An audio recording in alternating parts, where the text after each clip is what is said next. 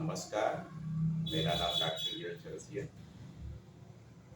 मैं जो online platform के माध्यम से ऐसे बच्चों को जो कि बहुत ही गरीब और इकोनॉमिकली बहुत ही वीक हैं, आर्थिक रूप से जो कमज़ोर बच्चे हैं, जो गांव देहात के बच्चे हैं, जिनके पास उतना संसाधन की कमी है, ना उनके पास पेरेंट्स के पास उतना ज़्यादा पैसा है कि उनको अच्छी कोचिंग्स करवा पाएँ और बहुत सारे संसाधन उनको किताब का जो है बुक्स और नोट्स इस सब की प्रिपेयर के लिए भी उनको बहुत ज़्यादा जो है पैसे खर्च करने पड़ते हैं। तो इसी के लिए हम लोग ऑनलाइन प्लेटफॉर्म पे जो है रिसोर्सेज देना चाहते हैं कि वो सब बच्चे जो है बहुत ही कम कास्ट में, बहुत कम फीस में और सबके पास लगभग जो है मोबाइल जो है गांव में भी पहुंच हो गई है। एक घर में या किसी के जो है चाचा के पास, पापा के पास या भाई बहन किसी के पास होगा, जिसको लेकर अगर पढ़ना चाहते हैं तो पढ़ सकते हैं। इसीलिए जो बहुत ही कम फीस में हम लोग जो है एक ऑनलाइन प्लेटफॉर्म पे जो है आपको पढ़ाना शुरू करना चाहते हैं, जिसके थ्रू जो है हम लोग अच्छी गुणवत्तापूर्ण पूर्ण जो है शिक्षा देने का प्रयास करेंगे उन बच्चों को। और बच्चों का भी सहयोग उसमें ज़रूरी है, माता पिता भी। अगर बच्चे अगर सही ढंग से जो है मेहनत करेंगे तो ज़रूर जो है कामयाब होंगे। तो बच्चों को जो है चाहिए कि जो है उनको जो है अपनी उनकी आर्थिक दशा अगर बहुत ही खराब है तो उनको बहुत अच्छे ढंग से जो है चीज़ों को करना चाहिए, समझना चाहिए। यहाँ पे अच्छे टीचर्स और फैकल्टी आप लोग का जो है सहयोग करेंगे और आप रिवीजन को फोकस करें। जितना क्लास में क्लासेज पढ़ाई जा रही हो उसको आप जो है रिवाइज करें। तो मेरा मुख्य उद्देश्य शिक्षा का ये है कि बच्चों को अच्छे से अच्छे जो है गुणवत्तापूर्ण शिक्षा जो है बहुत ही कम पैसे में जो है दी जा सके, जिससे कि हम जो है लाखों बच्चों के पास पहुंच सकते हैं। और ऑफलाइन के माध्यम से हम जो है कि हमारी एक सीमित जो है क्षमता हो जाती है कि हम जो है ज़्यादा से ज़्यादा 100, 150, 200 बच्चों तक पहुंच पाएंगे। लेकिन ऑनलाइन के माध्यम से हम ज़्यादा बच्चों को एक साथ जो शिक्षा जो है दी जा सकती है। तो मेरा मेन मोटो जो है हमारा जो है ऑनलाइन टीचिंग का यही है कि हम बच्चों को एक अच्छी गुणवत्ता और शिक्षा गुणवत्तापूर्ण पूर्ण जो है शिक्षा जो है कम पैसे में दी जा सके, तथा जो वो वंचित वर्ग के बच्चे आ रहे हैं जिनके घरों में संसाधनों की कमी है, ऐसे बच्चे हैं जो कि खुद काम करके या मजदूरी करके भी वो पढ़ाई करना चाहते हैं, तो वो भी बच्चे जो है टाइम निकाल के घर से कभी भी किसी भी समय वो आप जो है अपना पढ़ सकते हैं। 2-3 घंटा 4 घंटा रेगुलर भी अगर वो जो है पढ़ लेंगे, बाकी दिनों में परीक्षा के दिनों में अगर 1-2 महीना बहुत ही अच्छे से सीरियस होकर अगर पढ़ेंगे तो ज़रूर वो जो है कामयाब होंगे। तो हमारा ऑनलाइन पे आने का मकसद यही है कि जो है बच्चों को अच्छी गुणवत्तापूर्ण शिक्षा जो है क्वालिटी एजुकेशन प्रोवाइड करा पाए। धन्यवाद।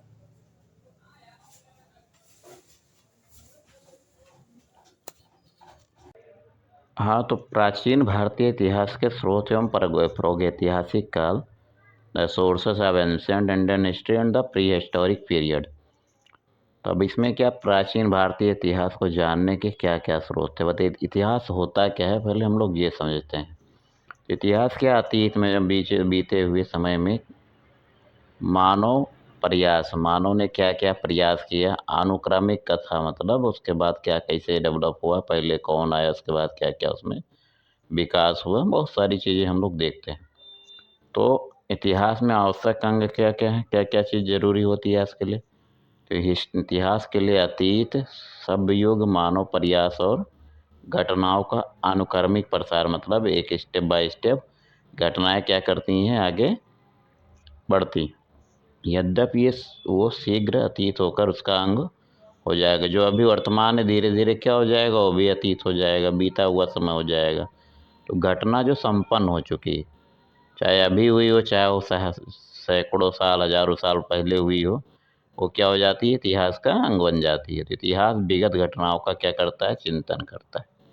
तो जब हम ऐतिहासिक क्रम में घटनाओं के बारे में पढ़ेंगे तो उन्हें काल प्रसार में वितरित करते हैं, मतलब किस काल से किस काल तक था। तो जब भौगोलिक क्रम में इनका उल्लेख करते हैं तब वो स्थान के हिसाब से रखते हैं, मतलब उसका भौगोलिक चीज़ें कहाँ कैसे कैसे बढ़ा, तो हम उसको स्थान के हिसाब से रखते हैं। और अगर हम टाइम के बेसिस पे करें तो उसको जो काल प्रसार कहा जाता है। अब प्राचीन भारत का इतिहास मानव सभ्यता के उस समय का इतिहास जब हम उसके निर्माण की अवस्था में था, मतलब शुरुआती दौर में कैसे चीज़ों के बनना शुरू हुआ था। अब यहाँ से डिफिनीशन में प्राचीन भारत उसी वर्गीकरण का एक भाग है। तो इतिहास उन बातों का वृत्तांत मतलब कथा है जो भूतकाल में हुई हो, इसलिए मूलतः महत्वपूर्ण तथ्यों को चुनकर अतीत का क्या करें, पुनर्निर्माण करने को, अतीत की चीज़ों को देख के फिर से तथ्यों के आधार पर क्या क्या चीज़ें हुई थी हम क्या करेंगे, फिर से जो है एक इतिहास बनाने की कोशिश, लिखने की कोशिश करते हैं। अब इतिहास जानने के लिए हमारे पास स्रोत क्या क्या होने चाहिए, कहाँ से हम लोग जानेंगे, क्या किस चीज़ों को देख के बता पाएंगे कि इतिहास को कहाँ से शुरू करें, कैसे जाने कि सही है, ठीक है कि नहीं है। तो प्राचीन भारतीय इतिहास जानने के स्रोत क्या क्या हैं, तो बहुत सारे हमारे स्रोत हैं इतिहास को जानने के लिए। जैसे किसी नदी के तट पर एक कोई टीला खोद कर जो है प्रागैतिहासिक काल के मनुष्य द्वारा पत्थर को काट कर बनाए गए गड़ासे से लेकर बहुत बड़ी बड़ी जो इमारत बनी है, बहुत सारी बिल्डिंग्स पर पुराने समय की थी। ठीक, इसके अलावा बाण राज कवि एक बाण थे, उन्होंने हर्षचरित लिखा। ऐसे बहुत सारी चीज़ें होंगी जो कि शामिल हैं।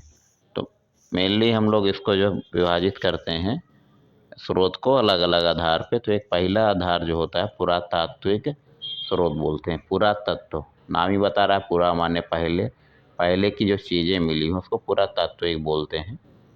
तो पुरातात्विक स्रोत में क्या, पहला अभिलेख, नाम बता रहा अभिलेख मतलब कहीं पे किसी ने कुछ लिखा हुआ होगा, किसी पे पत्थर पे शिला पे, इस तरीके से। प्राचीन भारत के अधिकांश अभिलेख का पाषाण शिलाओं मतलब पत्थर के बड़े बड़े शिलाओं पे, स्तंभों पे, ताम्रपत्र मतलब ठीक, और दीवारों तथा प्रतिमाओं पर क्या उत्कीर्ण किए जाते थे, उस पर लिखाए जाते थे पहले। सबसे प्राचीन अभिलेखों में जो सबसे प्राचीन अभिलेख है, जो पहले स्रोत है, उसमें जो है कौन सा है, एशिया मध्य एशिया के एक बोगज जो कोई करके नाम है, वहाँ से प्राप्त अभिलेख है। इस पर वैदिक जो वैदिक काल के जो देवता थे, मित्र, वरुण, इंद्र और नासत्य, इनके नाम मिलते हैं। इनसे ऋग्वेद की तिथि ज्ञात करने में मदद मिलती है कि ऋग्वेद में कब से शुरू हुआ था, ऋग्वेद कब शुरू हुआ, कौन कौन सी चीज़ें कब हुई, इसके बारे में हम जानते हैं। तो भारत में सबसे प्राचीन अभिलेख जो अशोक के हैं, जो कि 300 ईसा पूर्व के लगभग जो है ये मिले हैं। तो अब एक D.R. भंडारकर नामक विद्वान ने हुए हैं, इन्होंने क्या किया, केवल अभिलेख के आधार पर ही अशोक का इतिहास लिखने का जो है प्रयास किया।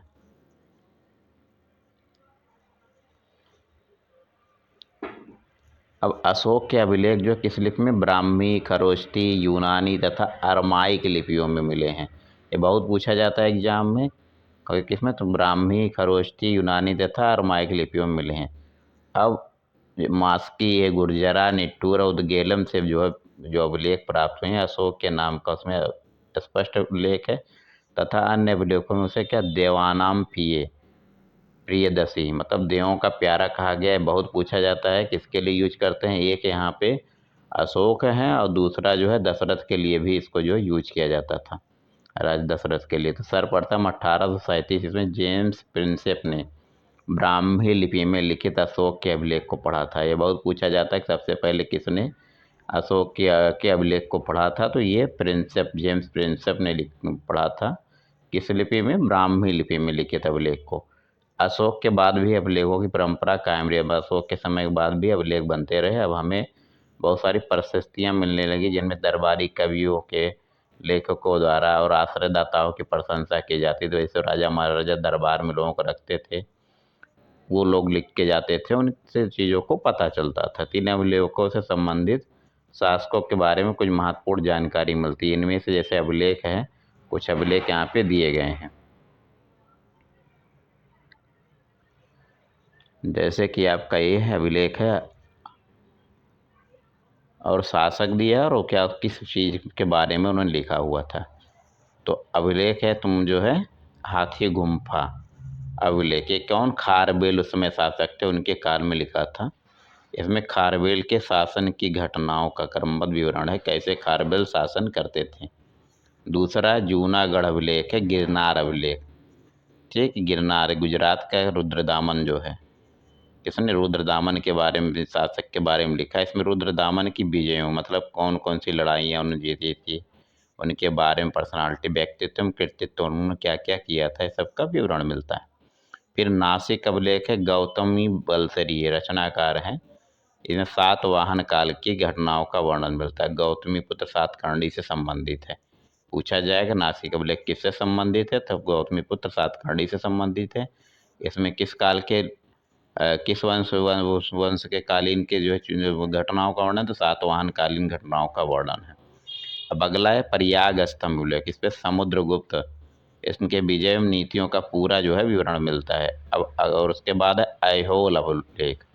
ऐहोल अभिलेख क्या? पुलकेशिन द्वितीय जो है, अब यहाँ पे हर्ष, राजा हर्ष और पुलकेशिन द्वितीय के युद्ध का जो है विवरण किया गया है। ठीक, जिसमें जो पुलकेशिन द्वितीय जीत जाता है और ये हार जो राजा हर्ष जो है की हार होती है। भीतरी स्तंभ अभिलेख है, स्कंदगुप्त ने लिखा है। ये कहाँ पे? कानपुर के आगे पड़ता है। इसको जो पूछते हैं बहुत जो है पेपर पूछा जाता है। इसके जीवन की अनेक महत्वपूर्ण घटनाओं का विवरण किया है। एक मंदसौर अभिलेख है, मालवा नरेश यशोधर्मन के बारे में, उसने सैनिक उपलब्धियों के बारे में इसका जिक्र किया गया, उसमें बताया गया है।